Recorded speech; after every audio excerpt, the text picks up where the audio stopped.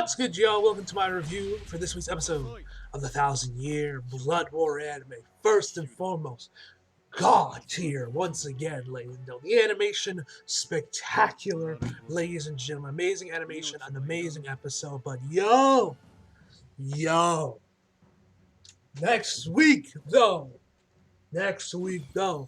everything but the rain. Anime onlys, you are not ready.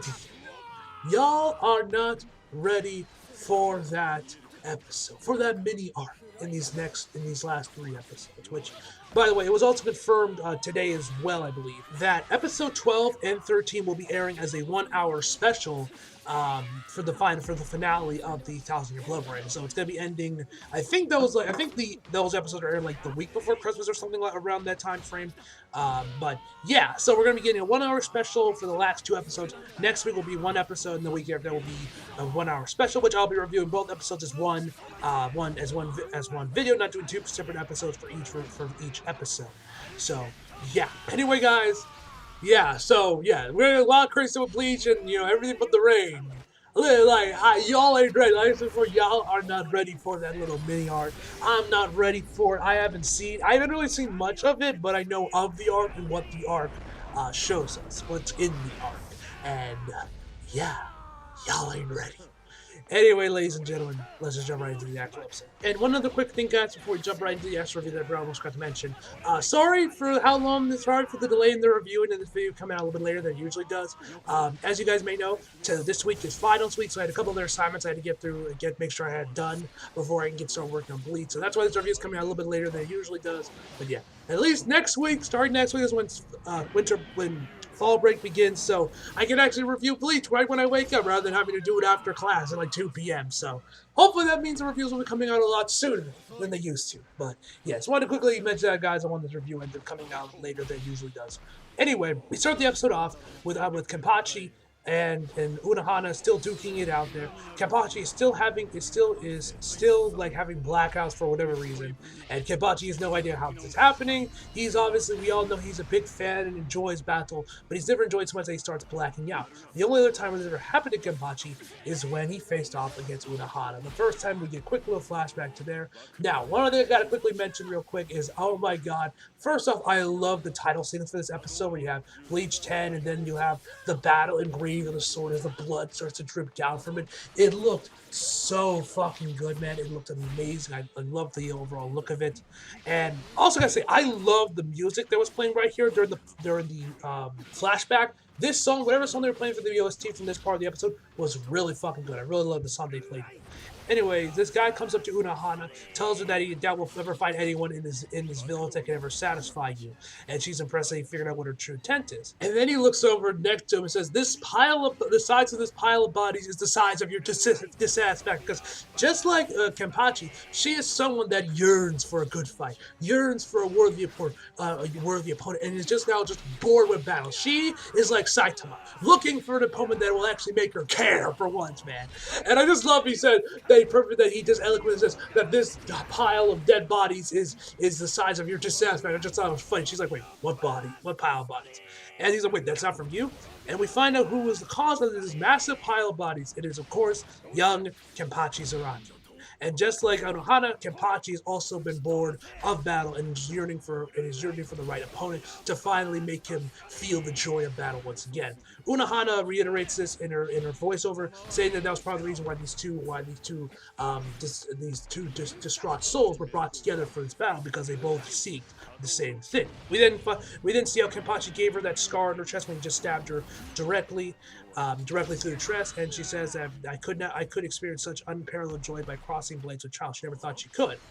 And that's when he says that Kenpachi, due to this battle, is when Kenpachi started to put shackles on himself because of this battle, which I thought was interesting, because you guys know that Kenpachi is always someone that's been limiting himself just to make it easier and just to make the fight a little bit more interesting. Like, we know this back when he was first introduced in the Soul Slide arc. He had the little bells on his hair, he had the eye patch and everything that I think also ate away at his spiritual pressure. Like, there was mouths on the inside of it or whatever, if I remember correctly. It's been a minute since I've watched the Soul Slide arc, so forgive me if I'm slipping some details. And there's probably been other times as well that I'm forgetting.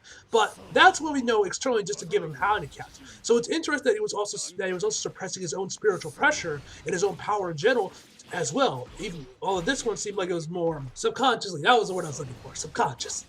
Anyway, this is when Kenpachi finally starts to go on the offensive of the fight and is able to start countering some of Unohana's attacks. As they continue on, Unohana says that he's probably hasn't realized it yet, but Kenpachi's has been restraining his powers while in battle, and mentions a couple of each of Kenpachi's fight, saying, "Do you know why you narrowly lost your battle with Ichigo during the Soul Society arc, as well as narrowly winning his battle against Ninitori Gilga, if I'm pronouncing his name right, from, I believe this, I'm pretty sure this is the Arankara arc." And of course, then we also get a quick flashback to when he got his ass handed to him by Yuha a few episodes ago. And it says that in each, and then she continues on saying that in each vision, you suppress your power to the limit, but the closer he gets to death is when he finally when the shackles finally start to loosen. Before we cut back to the flashback, and he's saying that during that battle, we both experienced unparalleled joy. The only problem is that he experienced the joy battle on the edge.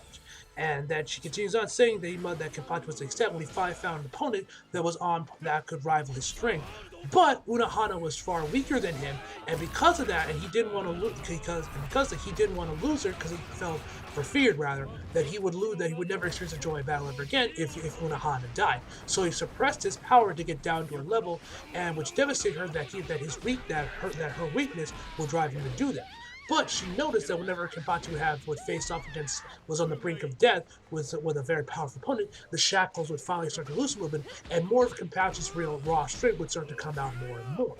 And then we get this amazing shot of where she, first of all, stabs Kenpachi. It looked amazing. I gotta say this right now, the storyboard and the cinematography in this episode was amazing. I loved all the little shots we got of like Unohana and Kenpachi's eyes when we see the reflection of them in their eyes. Those shots look really good. This shot as well looked amazing. And also the animation here was fantastic, where you see her like pull her sword back there and she kind of like moves her body around as she gets into like movements to another stance. There is so much elegance with this movie. There was so much elegance in that little movement she did, man. It looked amazing, man. But anyway, saying that she's now stronger than anyone besides him, and this is why she will kill him. And then we finally find out what the reasoning behind all the why Kenpachi constantly keeps blacking out, and kind of where it looks like he dies, but he's completely fine. It's in fact that Unohana is indeed killing Kenpachi over and over again, but she instantly heals him, putting him right back in the fight. And as she just mentioned, the more he's on the brink of death, fighting against a powerful opponent, the more of his raw strength starts to come out. So this is obviously just trying to get more and more of his raw power out there until he finally breaks free and is finally back to his original strength whenever they first had their first fight. Like, what was it, like 2,000 years ago, whatever the fuck that was? And this is when we finally see Unohana's Bankai. First and foremost, man, shout outs to the Japanese VA for Unohana. Her voice acting here was spot on. I'm honestly very much looking forward to seeing this episode with the dub. So yes, you guys will be getting a double reaction for this episode whenever the dub version of it drops. Hopefully this time I'll actually get it on time, unlike the last few weeks where I keep forgetting and I keep uploading the videos like Saturdays or like Sundays or whatever. Sorry about that, guys, but hopefully next week, once winter break has begun and I am finally free of school for a while, hope that means that I'll be back and I'll be able to get the reviews out on normal, or the reactions for the dub in a reasonable time frame. But we'll have to wait and see on that. I might still end up forgetting anyway. Anyway, so as I was saying, I'm looking forward to seeing how this is heading, how the dub cast, especially for Unohana. Unohana's W, I'm very curious to know how she's gonna do with Unohana's like new like original form, I guess her true form, I guess you could say. But yeah, I'm very curious to know how this is going to get done with the dub cast, especially with Patrick. I mean, I would have preferred if we got the whole thing with Kenpachi later on the episode with David, but hey, I love Kevin. I liked what we heard of him from when Kenpachi had his last appearance.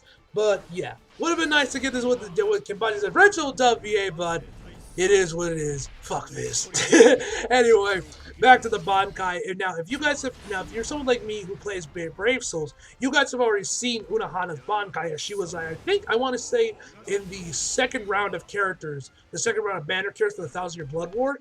But in the anime, bro, it is even crazier in the anime. It looked so good. First of all, I love the sound effects they use for the blood. It sounded amazing, and just the overall animation on the blood itself looked really fucking cool, man. Looked really, really fucking cool.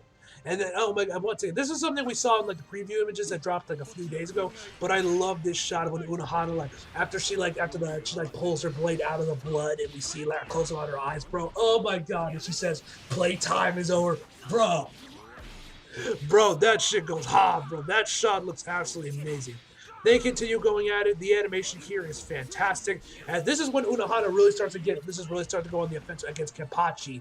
But Kenpachi tries to fight away, and eventually he starts to learn. He realizes he's starting to melt away a little bit, and this is when he starts to let some devastating attacks on Unohana. Also, one thing I almost forgot to mention is that Unohana is basically invincible with her Bankai, more or less, because we see Kenpachi get a slash on her, but then like instantly heals up, probably from the fact she has learned Kido, and of course we know about that she is specialized in healing magic, given the fact she's been able to basically instantly revive Kenpachi from death right after killing him.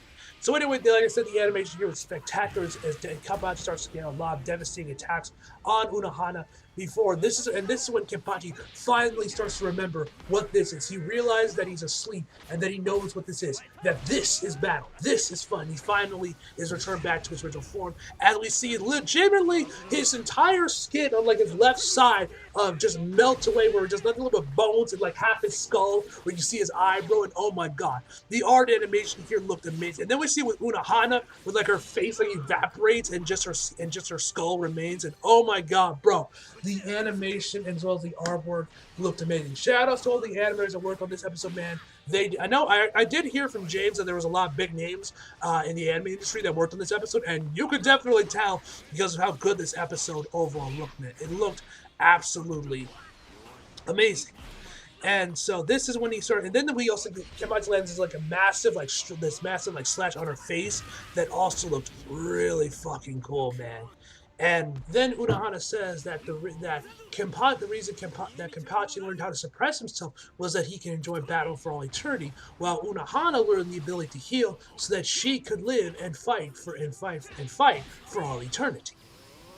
We then cut back to the flashback where we see, I guess, when Unohana did manage to defeat Kid Kenpachi and realize that he was worthy of the name Kenpachi. And then she says, "So farewell to the one man who brought me joy," as Kenpachi lands the killing blow. And bro, first off, I gotta say, Unohana looking kind of hot right here, bro. First of all, I know James was saying she kind of mommy, which I mean, I might have to agree with him a little bit right here, bro. I'm just saying, no, bro. This shot of her when she like looks up at Kenpachi after he stabbed her. It hit. It hit once. But in all seriousness, I gotta say this, like, I am myself having someone that was never really a big Unohana fan. Like I said, you guys know I only saw up to like around, I'm only like halfway, like I'm only, well, probably not even halfway through the Iran car arc. But I'm like, I think I'm like at 150 so episodes into the original Bleach anime. Haven't really had a chance to go back and watch it with just school and everything. I'm gonna be hitting it hard during winter break to get catch up. So hopefully by the second core of the 1,000 Blood War anime airs, I will have already finished up the entire Bleach anime by that point. But we will have to wait and see. Hopefully I'm at least a lot closer to it. Regardless of such, this even as someone like me who never really a big fan of when I never hated her or anything, I was just kind of indifferent to her character because there wasn't just really much, and she didn't particularly interest me, at least at that time. That might change now, of course, with this scene, the Blood Red, and of course whatever Kubo did with her character in the subsequent arcs of the anime or of the manga series up until that point. But I gotta say, her death right here was starting to hit a little bit. Once again, the voice acting here was spectacular as she tells him that this was magnificent Kenpachi and that the battle was over. As she drops her Zanpakuto, Kenpachi gets his out of her, throws it somewhere, and instantly grabs her and puts her down gently. And then this is, of course, when Kenpachi's like, "Wait, are you going to die?" And he's like begging that for Unohana not to die because, of course, she was the first person that actually gave him a good fight. He wants someone he wants to fight even more. And then we see Kenpachi crying some more, and she compares him that Kenpachi is just like a child, which I guess he kind of is because he never seemed to get over this fight. And then when she says that because he's now regained his power, he might return to the days where he finds most of the battles boring. But But at this point, there are foes that he can fight to his heart's content, referred to Quincy's and Yuha, and comrades he can cross blades with whenever he wants, which we saw pictures of Ichigo, Byakuya, and also Renji, which I like Kenpachi, like Ichigo. We obviously know this has been like since the Soul Society arc when like right at the end of it, he was like demanding demanding Ichigo to fight him again. Byakuya also makes sense because of course we know how powerful he is. Renji, I feel like wouldn't really be that much of a good fight for Kenpachi, but I don't know. Maybe I'm wrong, and he's actually way more powerful than I realized. But yeah, like I don't know about the other two. Anyway, regardless of such, she continues on saying that most of all, you have a partner who has awakened alongside you. Now, at first, I thought she was referring to Yachiru, his lieutenant, but we get one last scene with Unohana as she passed away, saying, "Ah, sheer bliss to die from accomplishing one's own purpose." And as she dies, we hear that Kapachi hears this voice, and he's like, "Oh, who is it? Who's show yourself?" And it's revealed to actually be his Zanpakuto. Yes, ladies and gentlemen, Kenpachi can finally hear his Zanpakuto. If you guys remember, that's kind of been the one thing about Kenpachi's character, is that he's been so OP and is kind of his, and we've always known how his Zanpakuto always looked a little beat up compared to everyone else, where it's always kind of like chipped around the edges. And that's because he could never actually hear his Zanpakuto and never knew its name and could never listen to it. But now he can. Now he can hear his Zanpakuto, so you only know it's a matter of time till he learns Bankai, which looking forward to that whenever that happens. But yeah, that's all I'm gonna say on that because don't want to get too into this because in case most of you guys haven't played BBS and you guys haven't seen the Blood War characters that were in the banners, but yeah. Kenpachi can hear his can hear his Zanpakuto finally, and that's when they cut to the commercial card. Which guys, love the artwork on the commercial cards this week, especially the first one with Kenpachi and Unohana. That one looked really fucking cool. That's when we finally get back to Ichigo and Renji as they land in Huden, if I'm pronouncing that right. And this dude has his whole introduction as we find and we learn about Nimaya, if I'm pronouncing his name, which during the dude's title card, which we see a little bit later on the episode, it calls him the Blade God, which I just thought was funny. Also, this dude's whole introduction was pretty hilarious. After we get the whole like stage where he's like, "Hey, your heads and these are so high. I am #1 Zanpakuto creator." Which was all done with the English. Which honestly, you know what I'm curious about. When this airs with Viz, I'm curious to know who is Viz going to get to voice this guy, because I am betting money that there's a good chance they might get whoever played Killer B and Shippuden to bring him back to voice this guy, because y'all can't tell me there ain't similarities between him and Killer B from Naruto Shippuden. There are very similar characters, so I wouldn't be surprised if the same VA ends up voicing both of them. But we'll have to wait and see on that. I don't even know if the dude's even still voicing characters at this point. But whatever the case may be, yeah, I'm kind of curious to know if he'll end up being the voice for him. So after he has his whole song and dance, we see the man's harem, man. I don't know about y'all, but there were a lot of baddies on screen. But of course, this man is in his fucking happy place, man. Colin is very happy to hear as he sees all these fine bitches all around him with nice big tits. And of course, Ichigo gets them and starts stretching him out, telling him to shut up. And that's when he properly introduces himself to Ichigo and Renji. Does his whole little like high five shake with Ichigo, being like with like this thing, and Ichigo just like isn't really into it at all. And he's like, "Oh yeah, man, you guys are no fun." Ichigo asks Renji to switch places with him because he can't keep up with his vibe. And Renji's like, "Bro, I can't keep up with it either." And so then this dude's like, "Oh, so you guys want to leave?" He's like, "Oh no, please let us stay, sir." And he's like, "No. This dude, there was a lot of English with this guy. I know there was a lot of English with this guy." It's just no. That's not how you ask. The former way of doing it is this ridiculous looking handstand he does. This should have me in tears, bro. And then eventually Ichigo doesn't want to do it, but he luckily ends up doing it with the Renji. Of course, the dude gets out his phone and says, "Nice pose!" Also with the English as well. I was at this point, I was wondering if this entire dialogue with all of his dialogue was going to be in English, with the English or not. But no, he does speak good. He does jump back and forth. Interesting thing I noticed about him, and I don't know if you guys picked this up on it, is that his phone looks like an iPhone X. Which I wouldn't be surprised if that was around the time this chapter probably came out, was when the iPhone X probably first came out. I don't know for certain, but just given how it looks like an iPhone X, and the iPhone X came out in like what, 2016, I think, is when that phone dropped. I wouldn't be surprised if that's when originally when this chapter dropped. But regardless, but whatever the case may be, eventually we then get to the true baddie, the best girl of this man's harem, a redhead, which you guys would by the name of Mara, if I pronounced that right. Which, listen, y'all can say I'm biased because I have a thing for redhead, but hey, bro, she fine, bro, she cute, and I hope we get more screen time of her because I like to know more about her, and I think she's cute. Either way, man, they eventually take Ichigo and Renji to this new location called the Hoden. This is the real Hoden. And of course, then we got, which it looks all decrepit and shit. And then Colin is like, no, I don't want to go to such a depressing place. I want to go back to the other place. And then and then Nima Ya is right there with Kobe, like, yeah, bro, I want to go back there too. So eventually Ichigo and Reggie step inside and they like fall down like what look like 100, like maybe 50 feet or whatever. And then he asks them, like, hey, haven't you guys noticed that there hasn't been any other Soul Reapers besides us?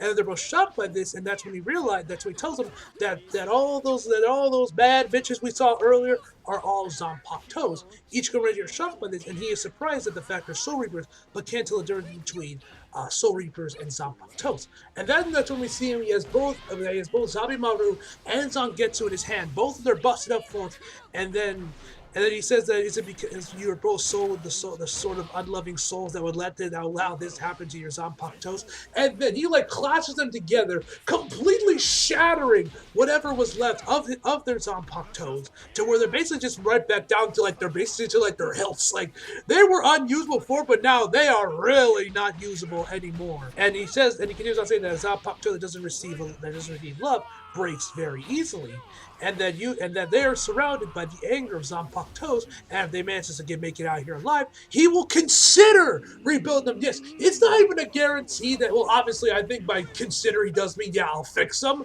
but like just the way he phrases it, like not even like saying like no, I will fix your Zanpakutos. It will be like I will consider fixing your Zanpakutos. So the man's just like, yeah, even if you make it out there, I might not fix it. So like, damn, bro. Anyway, that's when we start to see like all these eyes start to appear in the shadows surrounding Ichigo and Renji, and we find out what these things are, and that they are the ultimate Zanpakuto. Asuchi, if I pronounce it right. Which I gotta say, I love the designs of these things, of them with like the eyes and everything. It looks the Asuchi, at least these four of them look really cool. So we get some explanation of what the Asuchi are. They're basically the temporary Zanpakutos that all the trainees at the academy are issued, and every Soul Reaper eats and sleeps with their Asuchi. Which I don't know about y'all, but like as I was hearing this explanation of what the Asuchi are and all that, the first thing I thought about this reminded me so much of the scene from Full Metal Jacket. If you guys remember, the whole when they get the rifles, the whole like this is my rifle. There are many like it, but this one is mine. That whole scene from Full Metal Jacket, and we see them like the other recruits in boot camp all having like their guns inside their beds with them. It also reminded me a lot of that scene. I don't know if maybe Kubo was inspired by Full Metal Jacket when he was creating the Asuchi and kind of this whole explanation, but it just reminded me a lot of that scene for Full Metal Jacket. I don't know if there was any connection between the two with Kubo, but that's what it reminded me of. And he continues on saying that as time progressed, they imprint their essence onto these Asuchi, making them their own personalized Zanpakutos. And of course, he is also the number one Zanpakuto creator. Is of course the creator of the Asuchi as well. And as he kind of explains all this, we then see another close up on the Asuchi where we see him actually start to cry a little bit, which was pretty funny. Also, another thing that I found was funny with this guy, and I gotta say, Nimaya, I'm really starting to dig this guy. I think he's pretty cool. But he also says that I don't make swords for losers. which I thought was also pretty funny. Anyway, he says that basically their challenge is basically to survive in this place for as long as they can, fighting off against these Asuchis who are currently angry with them, and each asks them why, and it's because of how they treated their Zanpakutos. And we ended the episode off with a quick shot as Ichigo and the others start to fight these guys, with Kenpachi bringing Unohana basically to the entrance of their fighting grounds as he grabs his Zanpakuto and leaves. Now, at first, I thought this was the end of the episode, but we did have a post-credit scene where we see it's been like 71 hours. Ichigo and Renji have been fighting these guys for about 3 days now, and that Renji was able to pass, but Ichigo wasn't because none of the Asuchi would imprint on Ichigo, or he couldn't imprint on any of the Asuchi. Of course, Ichigo's like, nah, man, I can still keep going. I keep going. He keeps trying to resist this, but has Mira. grab Ichigo and throws him back into the world of the living, saying that he first needs to learn what his roots are and figure out what those roots even are. And then that's when we end the episode off with Ichigo in front of the Kurosaki clinic with the rain. We get the next episode preview. Everything but the rain. Oh my god, I cannot wait for that. Like I said, you anime onlys who don't know anything about this, you are not ready. From the little bits of it I know of this little mini arc for the next 3 episodes, this shit is going to be fire, bro. This is going to be peak fiction. Y'all are not ready for this shit, man. I am not ready, and I cannot wait to see it, man. This, I'm excited for. I'm excited for these last 3 episodes of the Blood War anime, at least for the first core of it. And yeah, that is where the episode ends, ladies and gentlemen. Fantastic episode, as I mentioned before. Looking forward to everything but the rain. And yeah, overall, I give this episode a 10 out of fucking 10, ladies and gentlemen. I'm pretty sure I've said that about basically almost every episode for this course so far, but hey, it was just that damn good, bro. Anyway, guys, hope you guys enjoyed the video. Like if you did, subscribe if you're new. Follow me on my socials if you feel like it. Links to the box below. And as always, come out for more. See you guys next time.